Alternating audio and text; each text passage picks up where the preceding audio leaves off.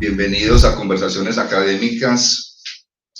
Para mí es un gusto hoy tener un gran invitado, una persona que ha trabajado muchísimo el campo de la filosofía, colombiano, pero desde hace muchísimos años, desde tierna edad, pues vive en Estados Unidos. Es un placer para mí que me haya aceptado acá estar en el programa. Bienvenido a Conversaciones Académicas, profesor Eduardo Mendieta. Un placer, un placer. Muchas gracias por la invitación. Bueno, profesor Eduardo, yo quisiera primero hablar un poquito de su recorrido académico, porque es muy extenso, pero es importante hacerlo porque siempre se resalta acá la labor de los académicos. El profesor Eduardo Mendieta hizo su pregrado en filosofía en la Universidad de Rutgers en Nueva York. Tiene una maestría en teología sistemática en el Seminario de la Unión, un doctorado en la New School for Social Research en Nueva York, su estudio doctoral en la Universidad de Goethe en Frankfurt acerca de Karl Otto Appel y Jürgen Habermas. Fue dirigida por un gran filósofo como el profesor Karl Otto Appel. Y también ha trabajado muchísimo la teoría crítica, filosofía política, biopolítica, filosofía latinoamericana, filosofía de la liberación. Yo estuve revisando su currículum, doctor, más de prácticamente 300 artículos en las revistas especializadas del mundo. Ha escrito libros y ha participado con grandes filósofos como Karl Otto Appel. Tiene contacto con Jürgen Habermas, con Enrique Dussel y con Richard Rorty.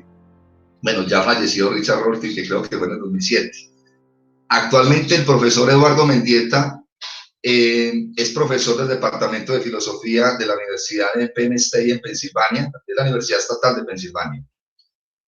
Ha sido profesor adjunto del Departamento de Filosofía de la Universidad de Stony Brook y la Universidad de San Francisco.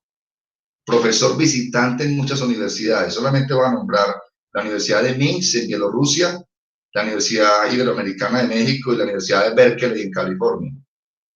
Entre más de 30 traducciones del alemán al inglés.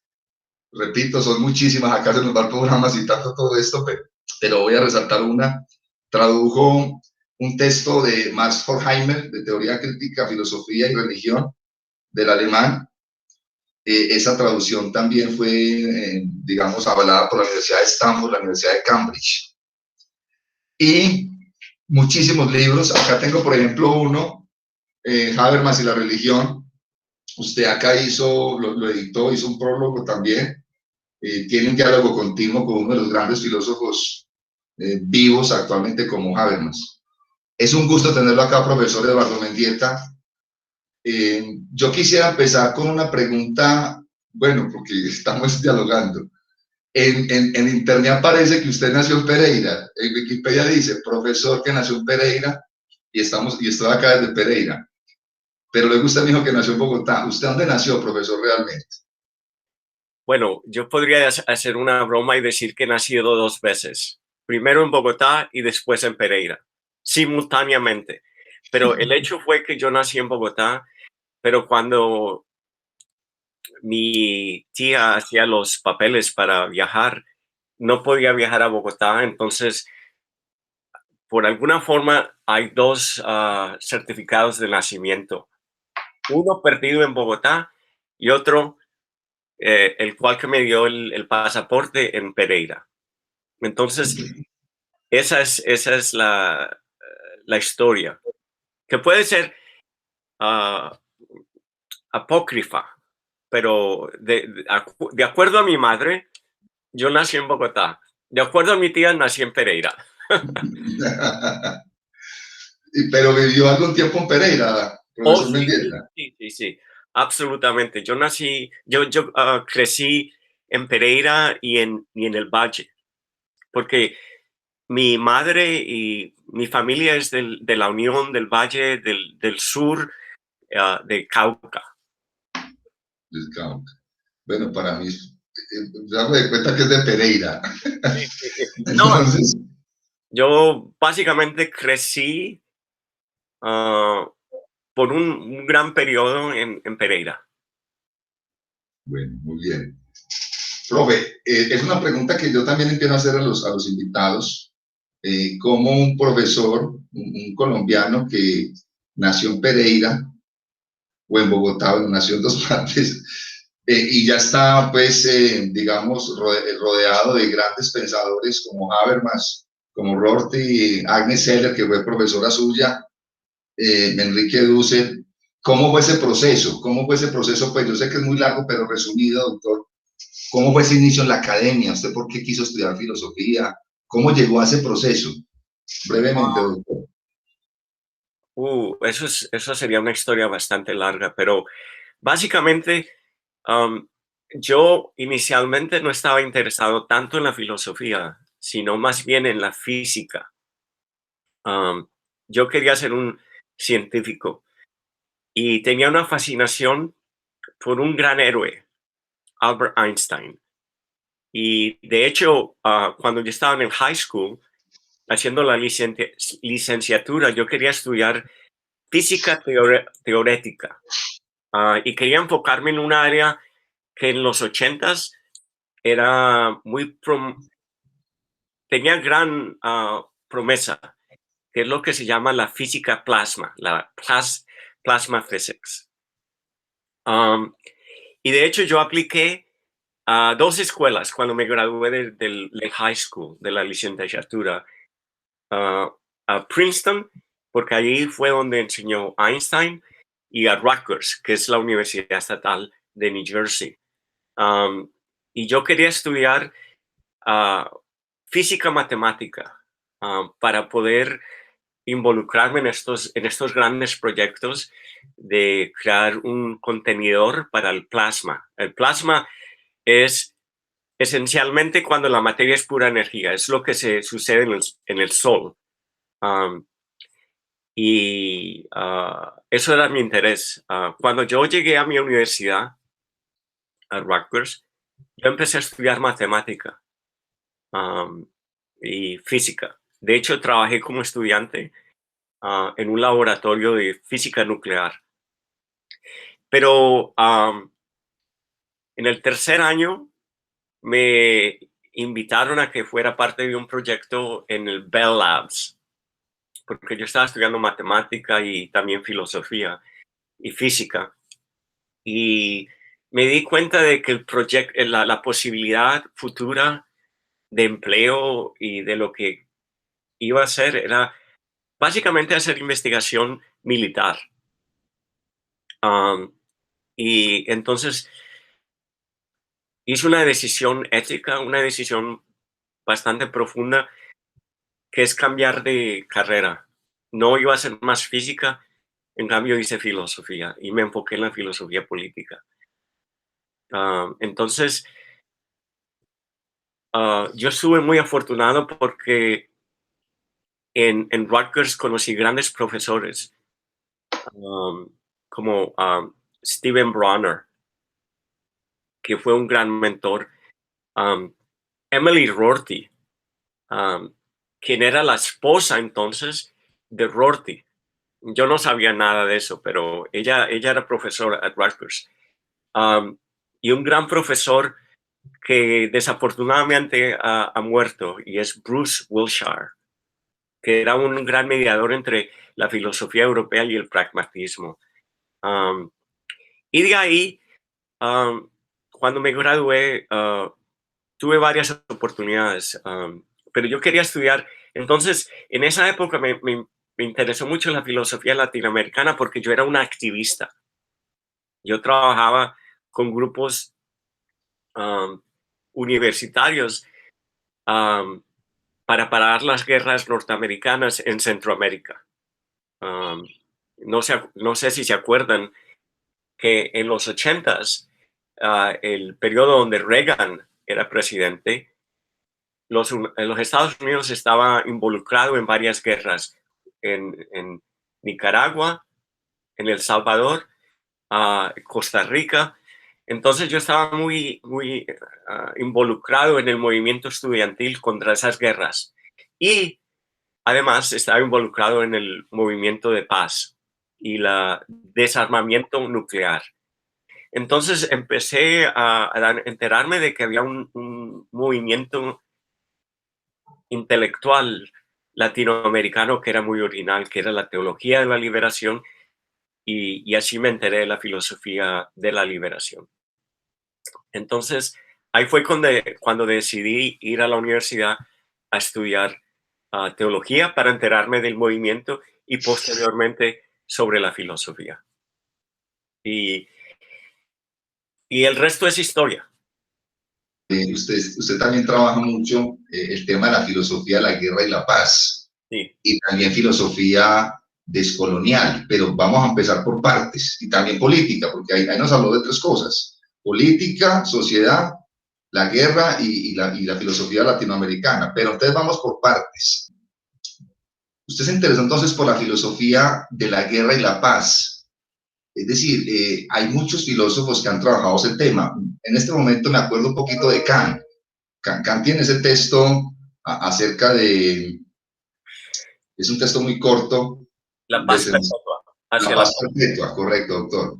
¿Usted en qué está trabajando en este momento en el tema de la filosofía de la guerra y de la paz?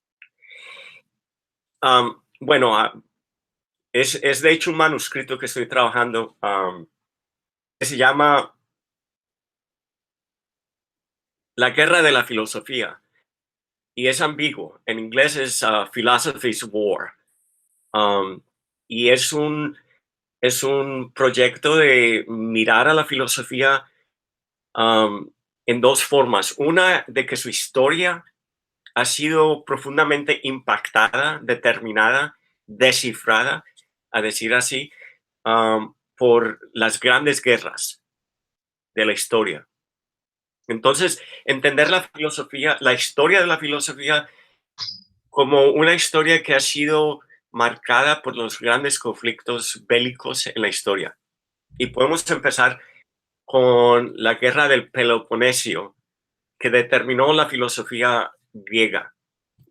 Después, las así llamadas invasiones barbarias que llevaron al colapso del Imperio Romano, que dio origen al mundo cristiano, el medioevo, las guerras de las cruzadas, etcétera, etcétera, etcétera.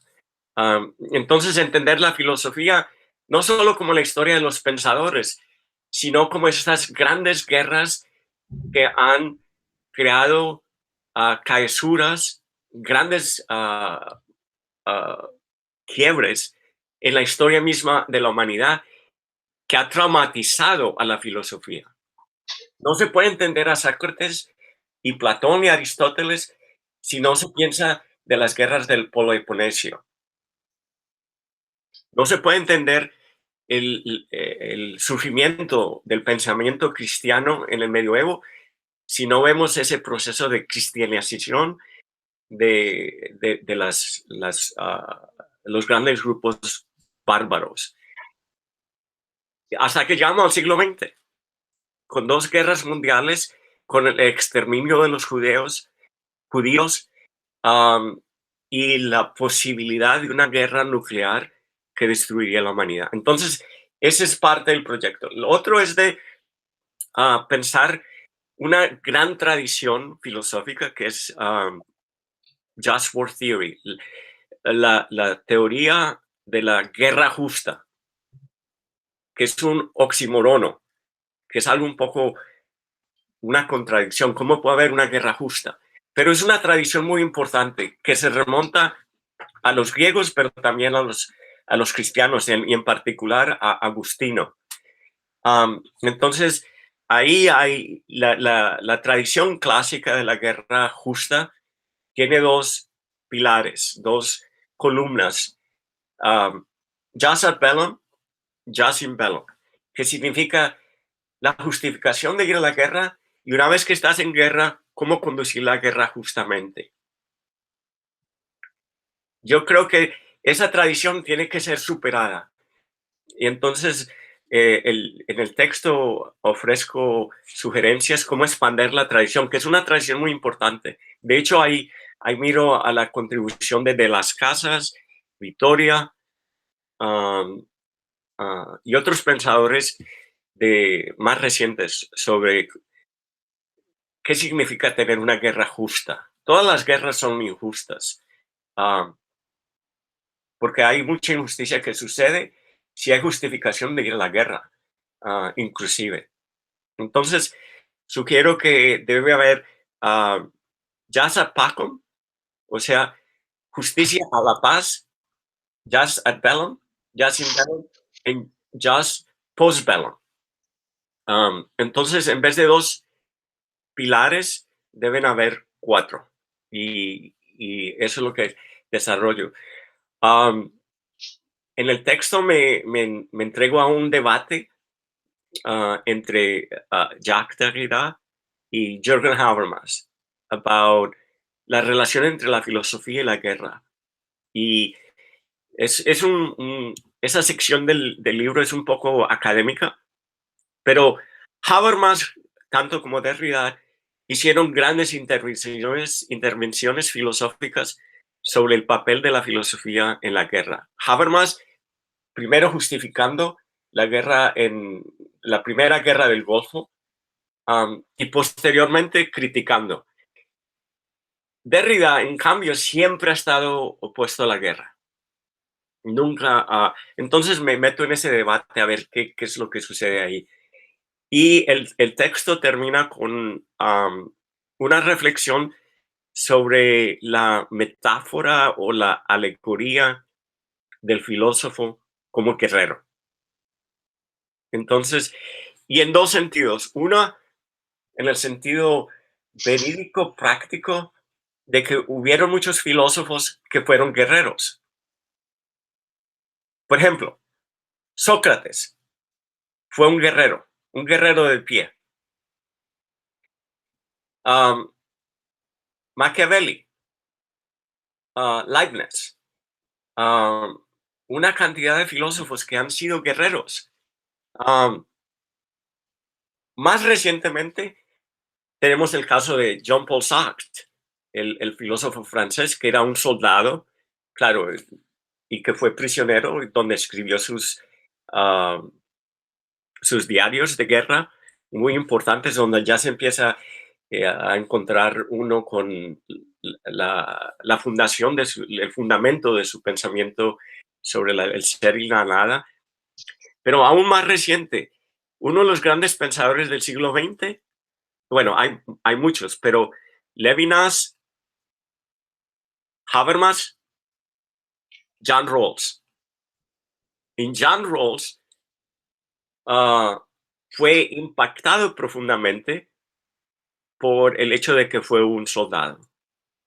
Entonces, es en el sentido verídico de que muchos filósofos fueron guerreros o soldados, pero también en otro sentido, en el sentido metafórico, de que el filósofo está en una guerra contra la ignorancia, contra la ideología, contra el dogmatismo. Entonces, ese es el proyecto. La tesis es que la filosofía ha participado a través de su historia demasiado en exculpar y justificar las guerras. Claro, esa es la gran tesis. Claro, usted me hizo acordar acá también, bueno, acá, Descartes, Sí. Wittgenstein. Oh, Wittgenstein. Tengo una lista grandísima de filósofos que fueron guerreros, soldados. Pero pienso que eso último que dice es muy valioso. Estamos luchando contra la ignorancia. Claro, todos somos ignorantes, pues me acuerdo otra vez refiriéndome a Sócrates, solo sé que nada sé. Ajá. Pero intentar de que hoy en día pensemos mejor las cosas.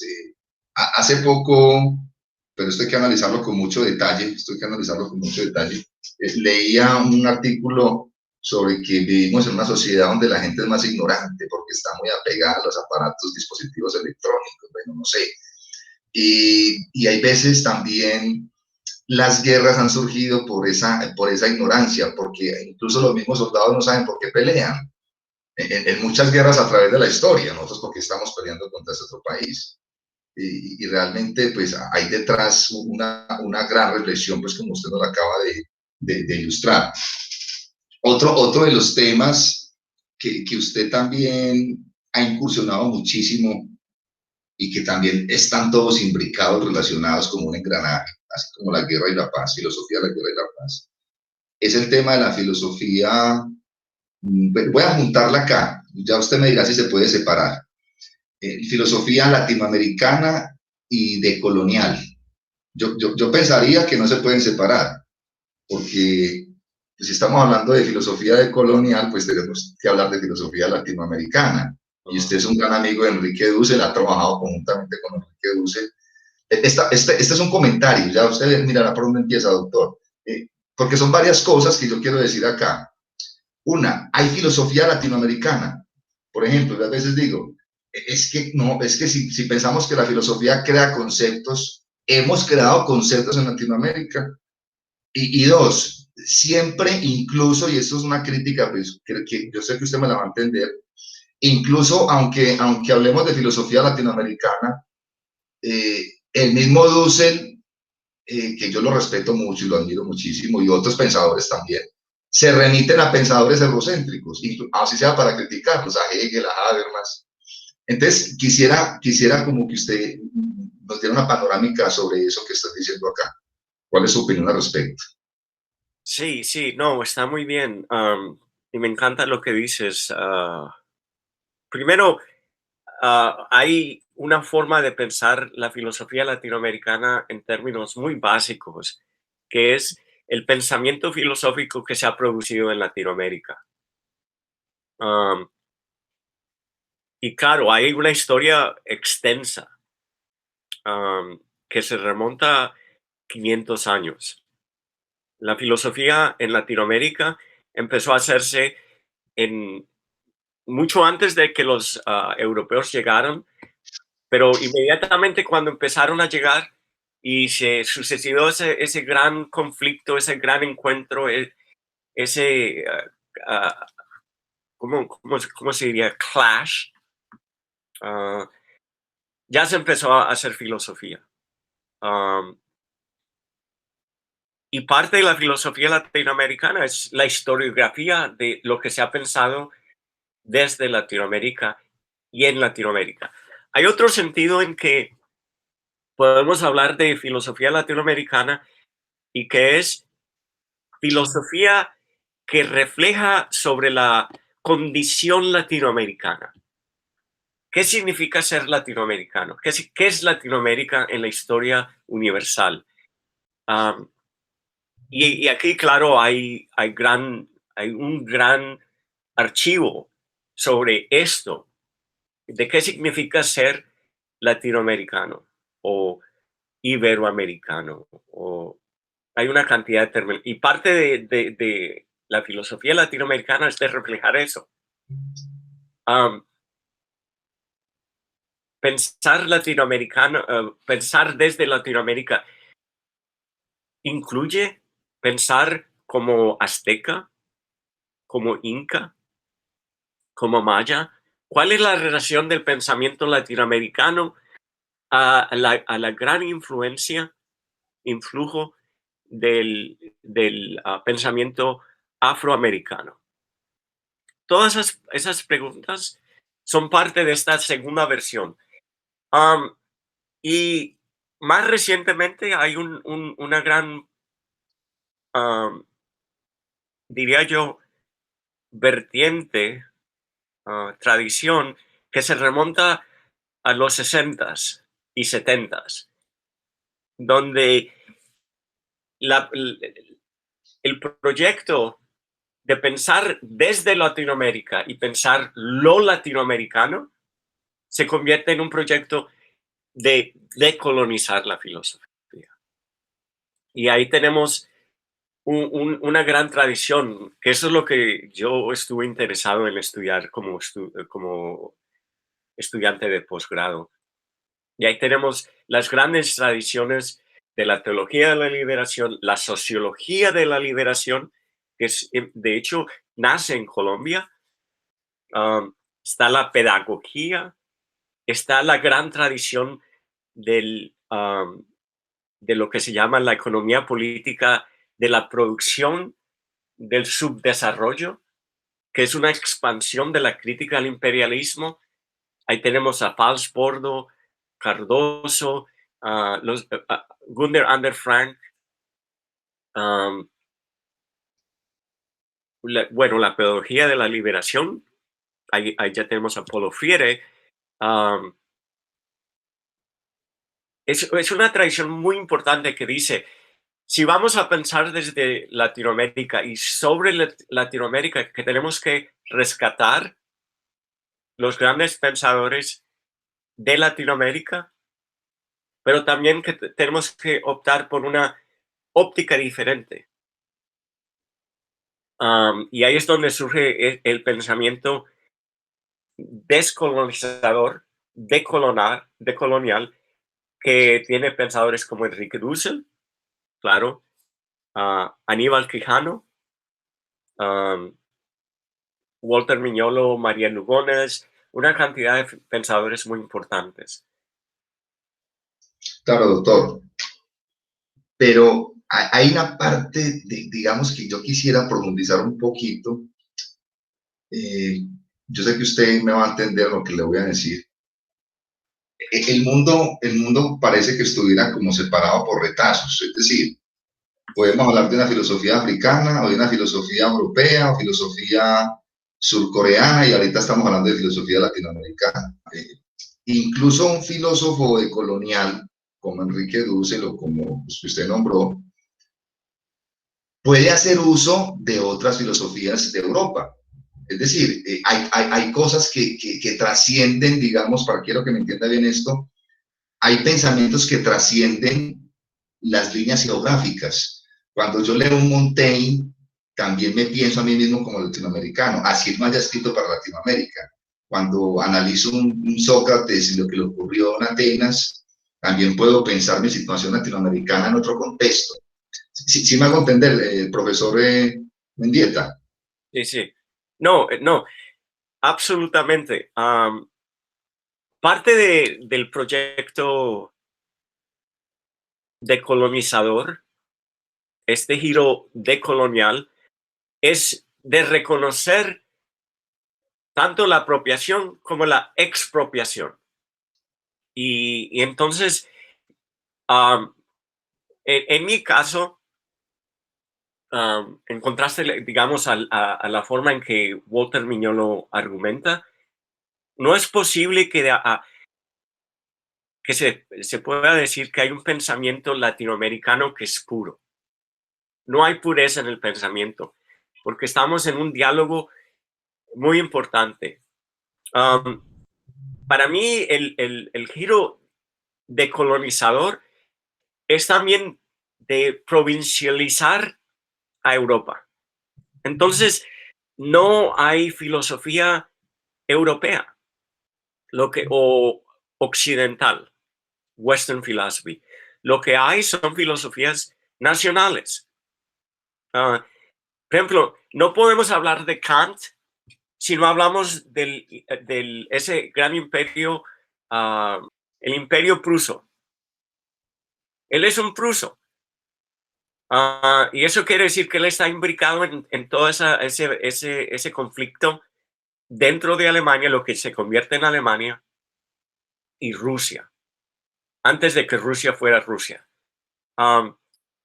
No podemos hablar de la filosofía anglosajona sin hablar del desarrollo del imperio británico como un gran imperio colonial. Entonces, Locke, Hobbes, después, posteriormente, Hume, todos esos pensadores están muy localizados. no podemos hablar de la filosofía alemana contemporánea si no hablamos de la Primera, Segunda Guerra Mundial y después de la separación de las dos Alemanias. De ahí es donde surge la teoría crítica. Entonces, hablar sobre un giro decolonial es también voltear la mesa y decir, mire, usted también es local, usted también tiene un pensamiento muy histórico, usted también depende de otras fuentes. La relación entre el pensamiento alemán y francés, eso es sorprendente. Y del otro lado también del proceso de la apropiación del pensamiento, no solo americano, sino también de otros lugares.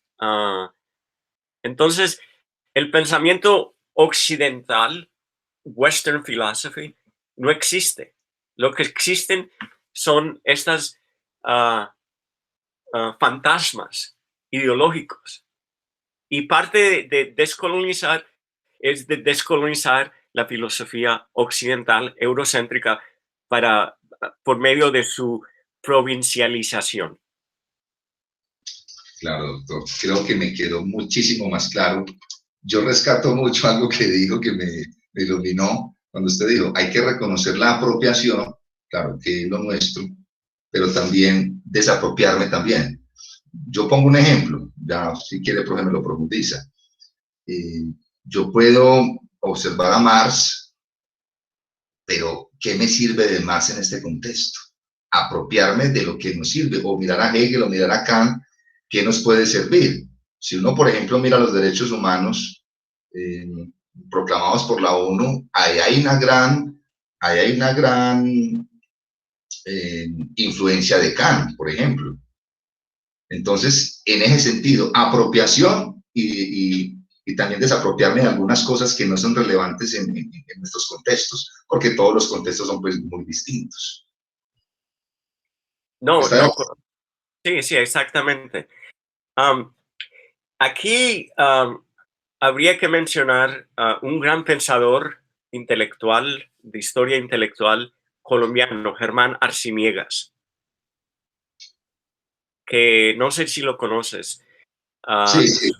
Es un gran historiador de las ideas y él escribió un libro muy importante que se llama La historia al revés, que es esencialmente una historia de ese periodo del iluminismo y las grandes revoluciones, tanto en el mundo, nuestro mundo, el mundo americano, las Américas, como las revoluciones en Europa. Y lo que Arciniegas demuestra en una forma muy intensa, casi incuestionable, es la interdependencia de los proyectos de liberación americanos y europeos. De eso, por ejemplo, sería un lado. El otro, si pensamos como pensadores, Alexander von Humboldt, y una figura extremadamente importante, pero su proyecto de pensar la naturaleza integralmente, eso surgió de su gran viaje en las Américas y su interacción con intelectuales latinoamericanos y en particular con grandes naturalistas colombianos, de hecho. Curiosamente, ahora estoy trabajando un proyecto sobre la forma en que Humboldt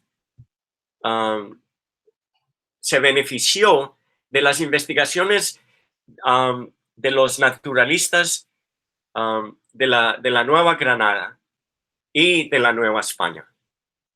Entonces, el proyecto decolonial es de notar esto, la interdependencia, la apropiación aquí y la expropiación también, que tuvo lugar de pensadores como Humboldt etcétera, etcétera. Claro, usted me hizo acordar de algo siguiendo como este hilo conductor de lo que estamos hablando. Ajá.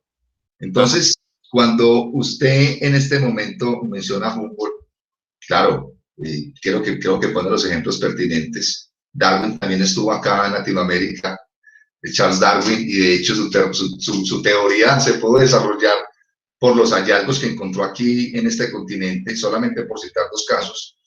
Entonces usted también trabaja un tema que es el diálogo entre especies. Quiero que nos explique eso, el cosmopolitismo y el animal filosófico. Es decir, estamos pasando del decolonialismo, del provincialismo, de la apropiación y expropiación de ideas ajenas, pero que en nuestros contextos nos pueden servir, pero usted también ha trabajado el tema global, cómo nos podemos pensar como un solo planeta, aún en los diferentes contextos. Entonces, ese cosmopolitismo, ¿usted qué tesis maneja ahí? El diálogo entre especies y el animal filosófico.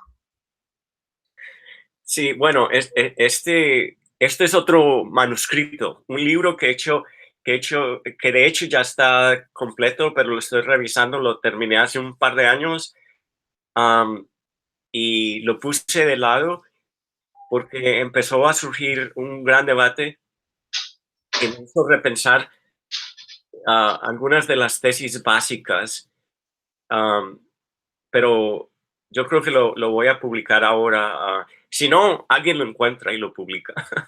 Um, y el título del libro es el animal filosófico. Um, y la tesis es que nosotros somos un animal que que hace filosofía sobre su condición no animal. Que no somos animales, pero somos el animal que dice que no somos animales. Y para decir que no somos animales, creamos una cantidad de ficciones sobre los animales. Ese es el argumento básico. Somos los animales que definen su humanidad diciendo que no somos como esos otros animales. Entonces, definimos nuestra humanidad diciendo que el animal es, que los animales no tienen lenguaje, que los animales no tienen emociones, que los animales no tienen cultura, etcétera, etcétera. Y evidentemente, todas estas proyecciones sobre los otros animales es de inventar al animal como un objeto filosófico. Descartes, ya hablamos. Él tiene esta concepción del animal. Y hay el texto, gran parte un capítulo tiene que ver con los bestiarios. No se sabe que el término bestiario es una compilación de animales donde se listan sus virtudes y sus vicios. Y los bestiarios fue uno de los instrumentos más importantes de educación durante el medioevo. Porque era de educar a la humanidad de cómo ser un buen cristiano.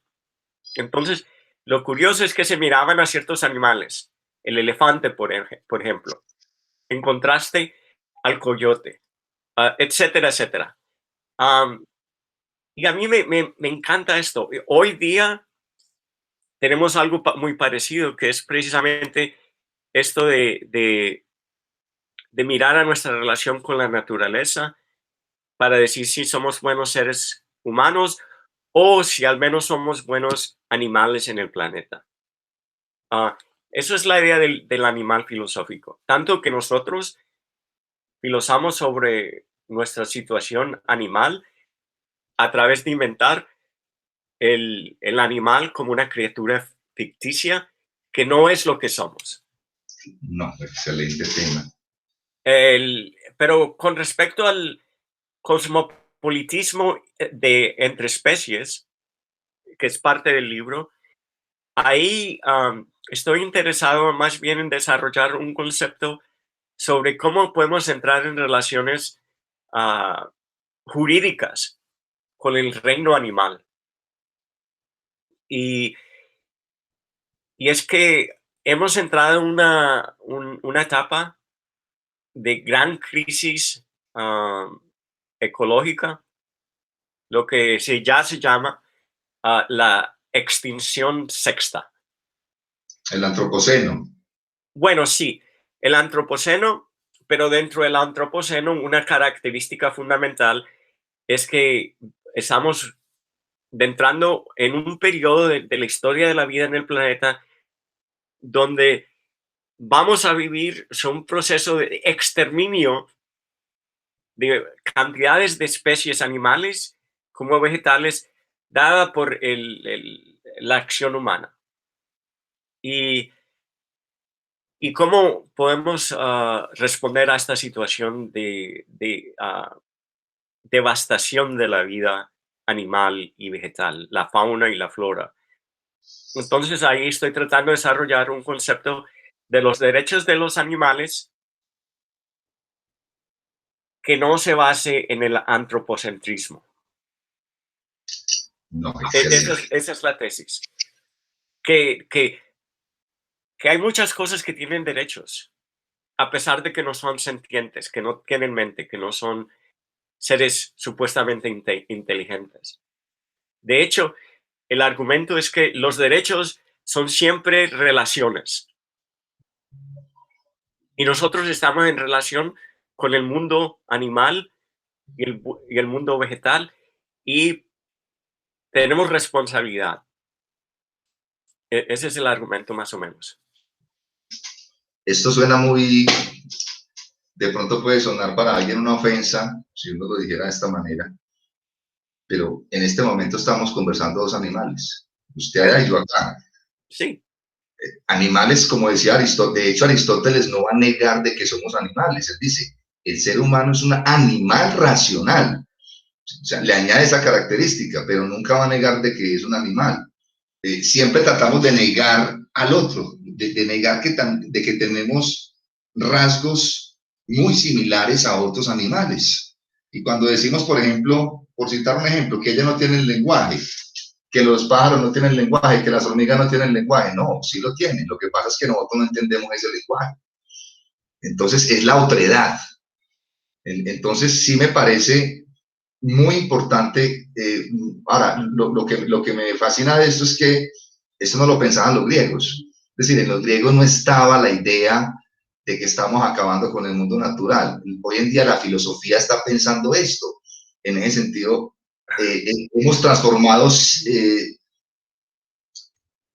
tenemos nuevos problemas que no tenían los griegos. Como usted lo acaba de mencionar, por ejemplo, la sexta extinción que está ahorita en el antropoceno. Ajá. De hecho, los griegos ya tenían una percepción de cómo el ser humano está transformando el medio ambiente. Y Aristóteles se daba cuenta de esto en todos sus libros, sus escritos sobre animales, lo que se llama historia de animales. Ya los griegos entendían la cuestión del desastre ecológico. De hecho, yo he escrito sobre esto, pero ahora no me acuerdo bien las referencias. Hay ciertas notas en los escritos de los socráticos sobre los efectos ecológicos que estaban sufriendo las montañas alrededor de Atenas por la deforestación. Qué interesante. Entonces, los griegos ya entendían esto muy bien. Claro, no lo habían teorizado como lo hemos teorizado ahora. Bueno, en este momento usted nos acabó de hablar del cosmopolitismo y del diálogo entre especies. Y hay un tema que también es de los últimos que está trabajando, y usted, de hecho, en una conversación anterior que tuvimos, me dijo que le gustaría mucho tratar este tema, y creo que es muy importante, el tema del constitucionalismo. Y usted me decía que consta de 4 niveles. Y yo también le pregunté, entonces me gustaría primero que nos explicara sus 4 niveles, y segundo es, ¿usted cree que es posible hablar de una realmente constitución mundial? Esa sería pues como mi pregunta, doctor Mendieta. James, esa pregunta es fantástica porque toma precisamente uno de los temas que he estado trabajando muy fuerte en los últimos 10 años como docente.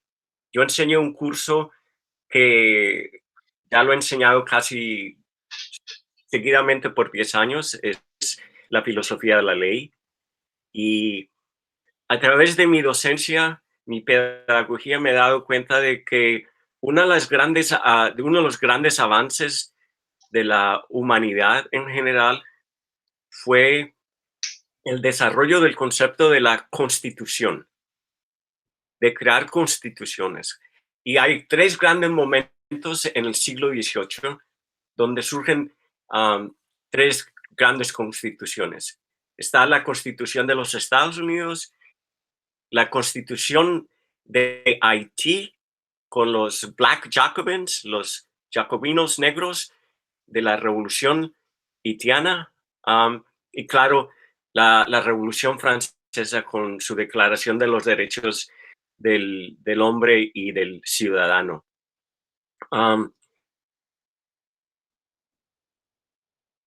Se puede decir que entramos al mundo moderno a través de esas 3 grandes revoluciones, que lo principal que hicieron fue declarar constituciones. Ahora, la constitución no es simplemente una separación de poderes, es algo más profundo, y esto es lo que estoy trabajando. La constitucionalización o el constitucionalismo como tradición política, legal, de derechos, en mi estimación, en mi análisis, tiene 4, como tú dices, niveles, pero yo diría deconstrucciones. Entonces, el constitucionalismo o el proceso de constitucionalizar desata un proceso de desmistificación, de demitificar. Primero, que la Constitución misma se autodeconstruye. ¿Por qué? Porque la Constitución habla en el nombre del poder del pueblo para crear un orden de ley y no de hombres. Pero la Constitución también habla de que es de proteger los derechos del ciudadano y del ser humano. Hay una Constitución escrita, pero hay una Constitución que es lo que llamamos en la filosofía jurídica la metaconstitución. Entonces, al instante que se declara una Constitución, esa Constitución se empieza ya a deconstruir. Dice, y de hecho eso está escrito en la misma Constitución francesa como en la americana, donde dice, y hay una cantidad de derechos que el ciudadano retiene, inclusive si no se nombran en esta Constitución. Es una cláusula fantástica, que yo creo que está evidente en todas las constituciones, que dice, aquí se declara estos derechos como santos, sagrados. Pero también hay otros derechos que no podemos saber cuáles son ellos. Entonces, la Constitución misma se desdobla en la Constitución escrita y lo que se llama la Constitución ideal o la metaconstitución. Eso es uno. El segundo es que la Constitución es el establecimiento de un gobierno de leyes y no de hombres. y de leyes que tienen una distribución a través de diferentes poderes, el jurídico, el legislativo y el ejecutivo. Judicial. Sí, pero a la vez que la Constitución dice, vamos, somos un gobierno de leyes, empieza el proceso de construir qué es la ley. ¿En nombre de quién habla esta ley? Entonces, ahí se empieza un proceso de juridificación o de jurisgénesis, que siempre está deconstruyendo lo que entendemos por la ley. Entonces, en el nombre de un gobierno de leyes, el concepto de ley mismo se autodeconstruye. Ese es el segundo proceso de demitificación o de desfetichización. El segundo, el tercero, disculpa, es el concepto de en nombre de quién se declara esta constitución. Se declara en el nombre de la soberanía del pueblo. Toda constitución tiene como referente el pueblo. Pero, ¿quién es el pueblo? ¿Aquellos que escribieron la primera constitución? ¿Aquellos que son protegidos por la constitución ahora? ¿O aquellos a venir? Cuando se declara la Declaración de Independencia, We the People, y después en la Constitución, en el nombre del pueblo, esa declaración es no solo para el pueblo que es antecede, sino para el pueblo a venir. Pero no sabemos qué es el pueblo a venir. Y eso es lo que la Constitución dice. Es un sistema, es un gobierno de leyes para una gente que existe y que va a venir. La Constitución deconstruye el concepto del pueblo mismo, que no es el pueblo y mucho menos el que escribió la Constitución primera, sino también el pueblo a venir. La Constitución, por ejemplo, la Constitución americana no pertenece a los hombres blancos que tenían esclavos, que fueron los que la escribieron. La Constitución pertenece al pueblo, que es protegido por esas leyes, por ese régimen de leyes, en el nombre del pueblo a venir, como dice Jacques Derrida. Y el último concepto, la cuarta desmistificación, de construcción, es del concepto mismo de derecho. Porque solo hay ley como derecho, y el derecho es lo que la ley sanciona. No sabemos cuáles son el catálogo de nuestros derechos. Tenemos que luchar por ellos. Y la función de la Constitución es de proteger a todos los ciudadanos y a los seres humanos de que puedan declarar cuáles son sus derechos. Que no sabemos de anticipado, a prioriamente, cuáles son ellos. Por ejemplo, el derecho de las lesbianas y los homosexuales a casarse. No sabíamos que eso era un derecho, pero ya lo entendemos como un derecho. Entonces, y ese nuevo derecho es parte de ese proceso de la Constitución, de deconstruir qué es el derecho. Por ejemplo, el derecho a la privacidad. En la primera Constitución americana no hay tal derecho. Pero posteriormente, a través de las luchas por derechos civiles, entendemos que un derecho fundamental del ser humano en una sociedad democrática es el derecho a la privacidad. Entonces, pero ese proceso del crecimiento, de la elaboración, de la explicitación de qué es un derecho, es solo posible a través de la Constitución. de la constitucionalización del poder político. Eso es lo que estoy trabajando. Y yo creo que, respondiendo a la segunda pregunta, si es necesario, si es posible, una constitución global, una constitución cosmopolita, sí. De hecho, eso es lo que surge después de la Segunda Guerra Mundial con la Declaración Universal de los Derechos del Ser Humano, que han creado una constitución global en una forma que es de jure, sino de facto.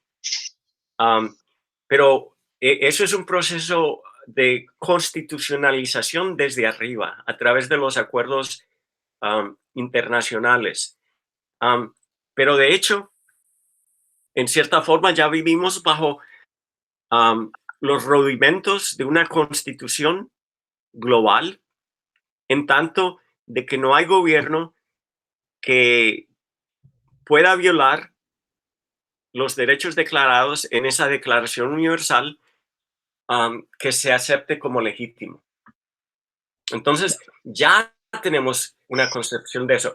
Lo que necesitamos ahora es pasar al segundo paso o tomar el segundo paso, y es de darle poder a ese nivel de juridificación, de jurisgénesis, que ya lleva más de medio siglo. Aquí me surgen comentarios como el siguiente. Claro, no es lo mismo una constitución.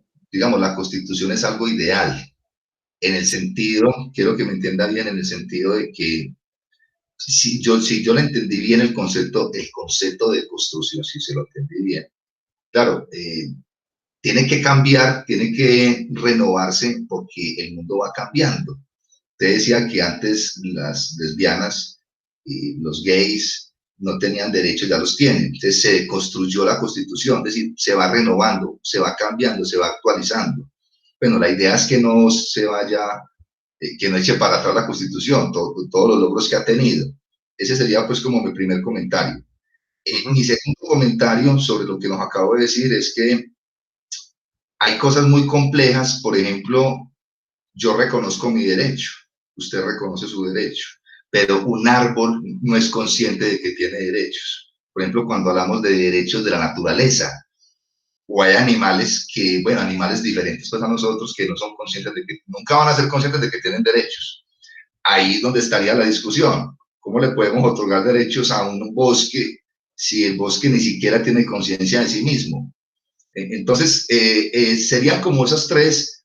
Yo quisiera empezar primero como si estoy en lo correcto con el concepto de construcción o el concepto es distinto, profesor Mendieta.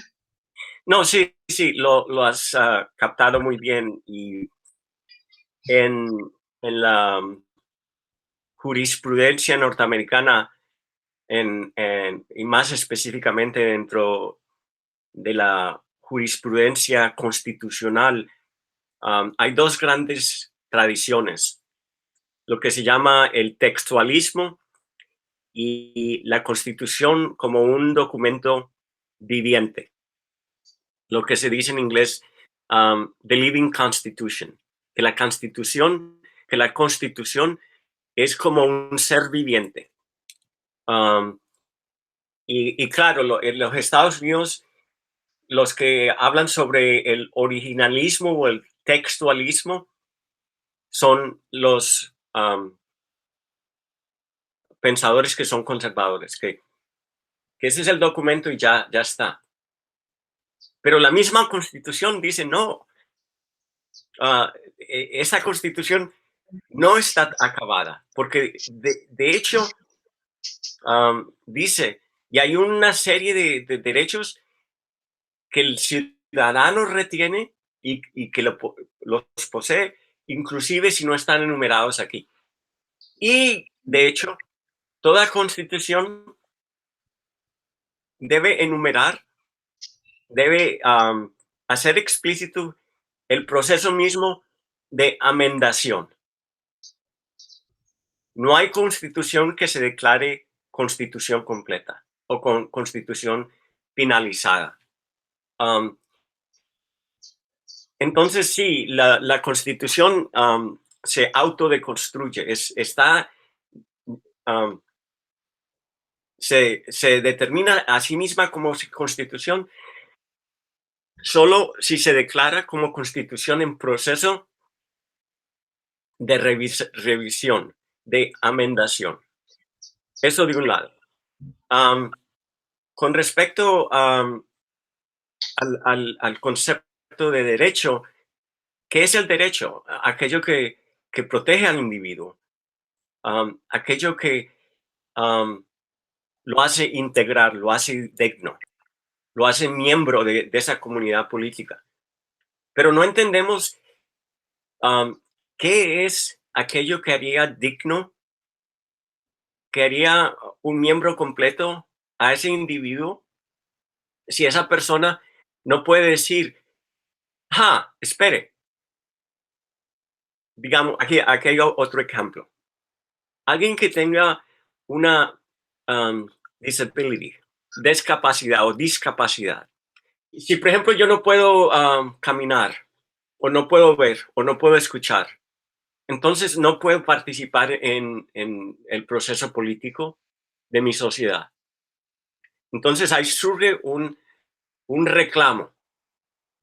Si voy a ser incluido, si voy a ser tratado como un ser digno y participante del proceso de auto legislación, entonces hay que crear condiciones en las cuales yo pueda participar. Y ahí es donde surgen los derechos de las personas discapacitadas.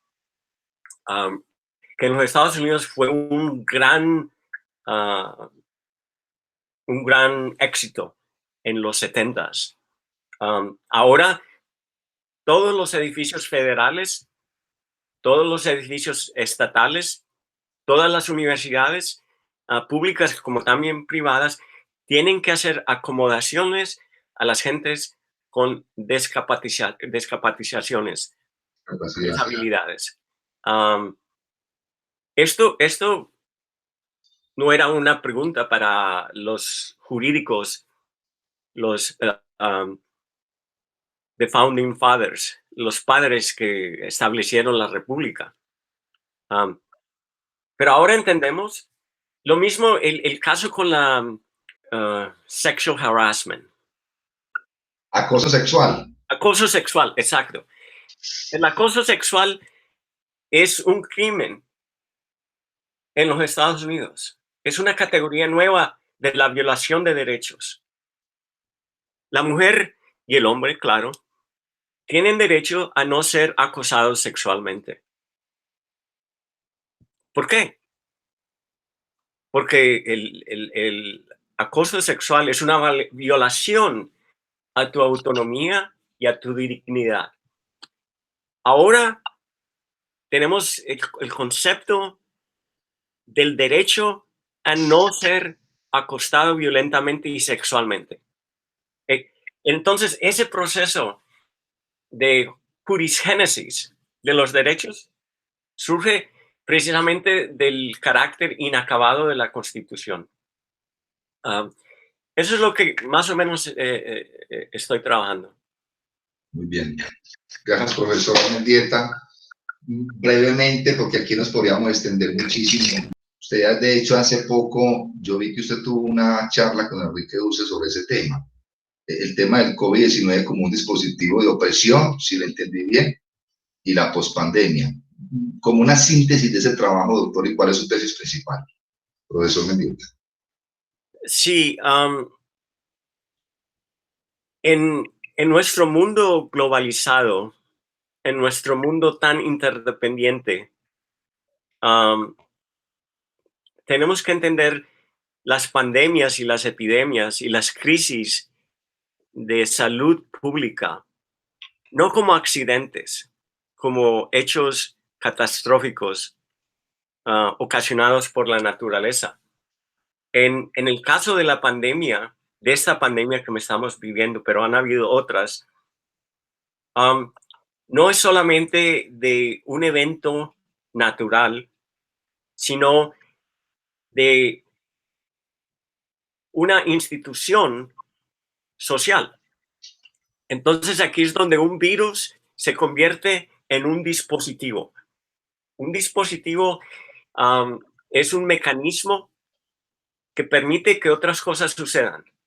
Por ejemplo, um, um, la prisión, las cárceles son dispositivos que son instituciones físicas, pero tienen todo un Engranaje, sí, relación. sí, exactamente. Un dispositivo es un engranaje, es un sistema que crea que otras cosas se posibiliten. Entonces, lo que yo he tratado de entender es cómo es posible que esta cuestión del virus se haya convertido en una crisis económica, una crisis política, una crisis social que va a afectar, que ha afectado en forma desproporcionada a ciertos sectores de la población, um, y que va a afectar generaciones. Entonces, he estado mirando a la pandemia como un prisma para entender los engranajes globales, pero también políticos y económicos, tanto en los Estados Unidos como a nivel internacional. En los Estados Unidos, como en muchas otras partes también, la epidemia, el virus, ha tenido un efecto devastador en las comunidades negras y las comunidades latinas. ¿Por qué? Por esos otros engranajes que han convertido en el virus en algo que ha sido proyectado, ha sido sí, convertido en una herramienta de control y de explotación. Eso es más o menos lo que estoy tratando de ver o entender. Y ya he escrito varios textos sobre esto.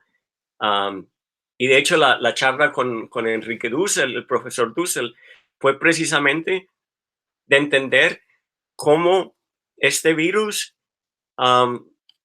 se facilitó y fue potenciado por la economía neoliberal que ha tomado control de tantas economías a través del planeta, en particular en las Américas, no tanto en Europa, donde más bien todavía subsiste el sistema del estado de bienestar y hay sociedad, hay medicina pública y hay seguro social que no existen en los Estados Unidos por razones muy específicas, que tienen que ver con el neoliberalismo.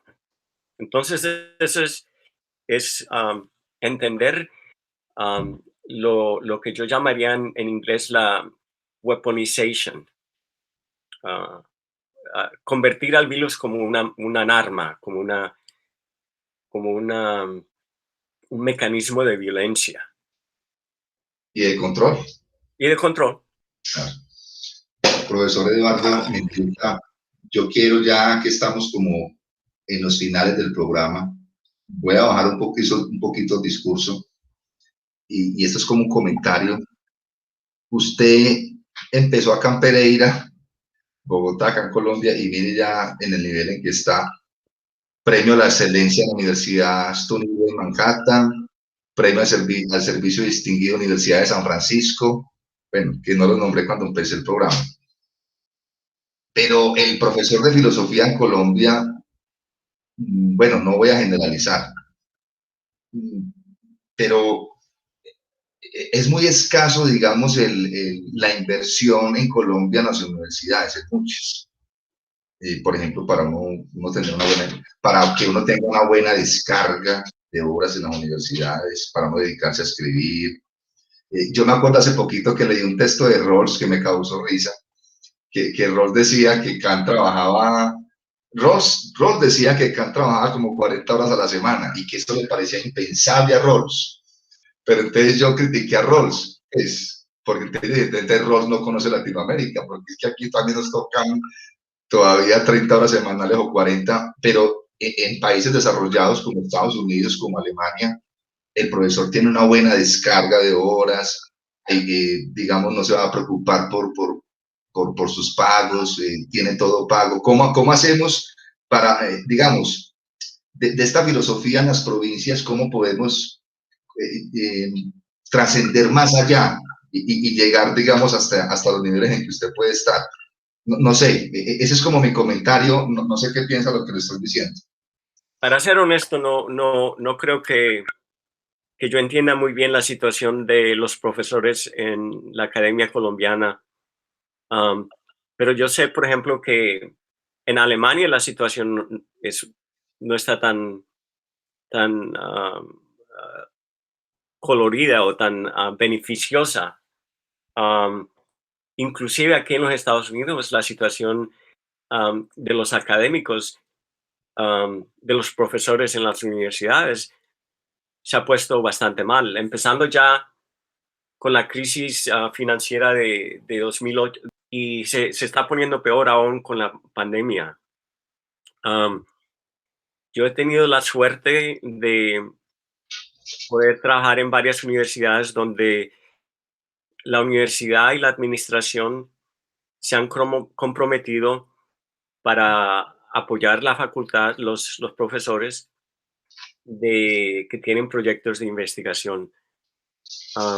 Cuando yo empecé a enseñar formalmente en la Universidad de San Francisco, una universidad jesuita, habían grandes recursos que en parte habían sido reservados por un compromiso entre la administración y la facultad a través de su unión, de su sindicato.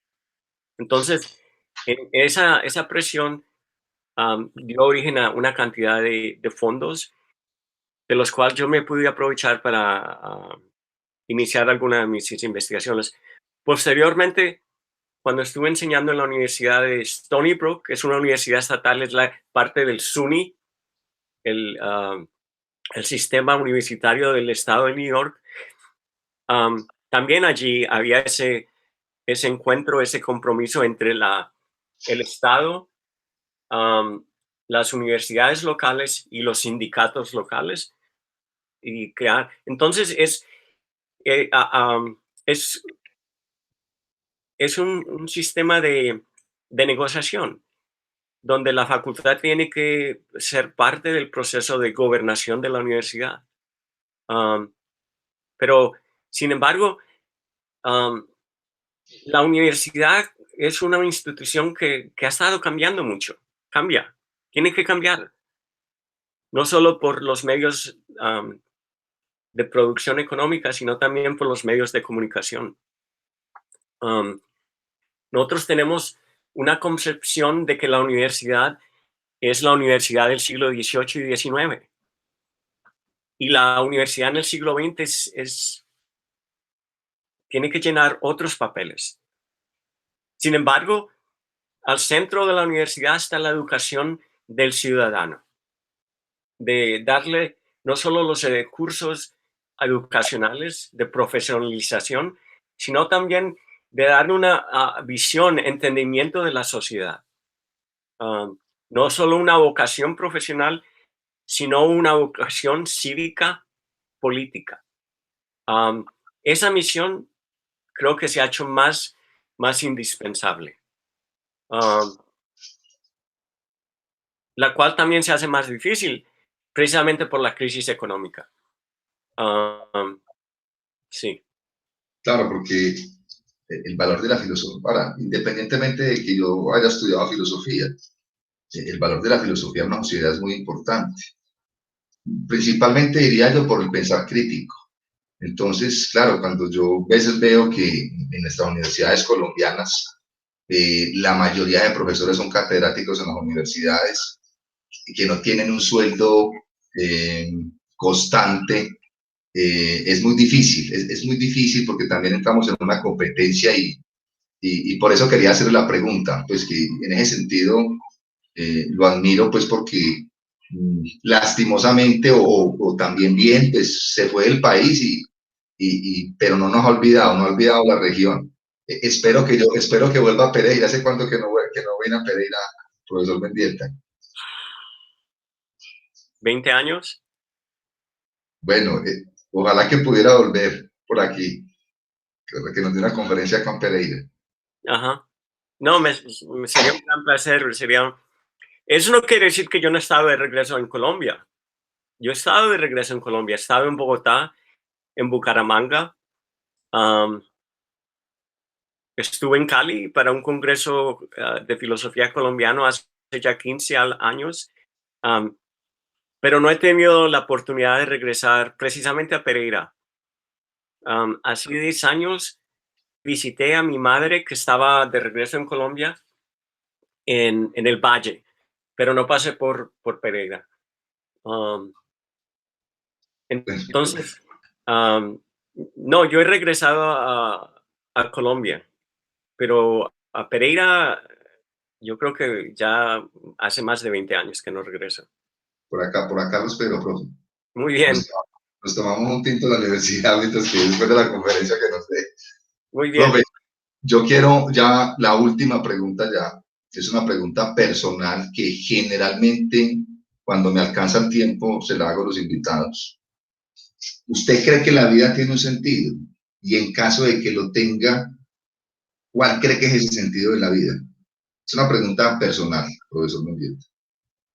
Sí, claro, la vida tiene sentido, pero es el sentido que le damos. Es lo que creamos nosotros. Am, el sentido no viene de un Dios o de la naturaleza. Parte viene de la historia, pero la historia es lo que nosotros hacemos de ella. La vida tiene sentido, pero es lo que creamos de ella. Am, y segundo, yo digo que tiene sentido en tanto de que participamos en proyectos am, comunes con otros. No solo existe sentido para mí, am, existe sentido en tanto de que yo formo parte de una comunidad que tiene un ideal, que tiene un compromiso, que tiene un proyecto. Y yo tengo fe en ese proyecto de crear sentido en comunidad con otros. Profesor Eduardo Mendieta, muchas gracias por haber estado acá conmigo en el programa. Desde hace, yo creo que 5 meses estamos tratando habíamos intentado podernos comunicar. Yo le agradezco mucho. Si tiene de pronto alguna reflexión final, gracias por su atención, profesor Eduardo Mendieta. Bueno, colega Montoya, muchas gracias a ti por la invitación. Es un gran placer poder hablar contigo y con el público colombiano, y el público latinoamericano. Am, sí, ha sido un gran placer y muchas gracias por tus preguntas tan agudas.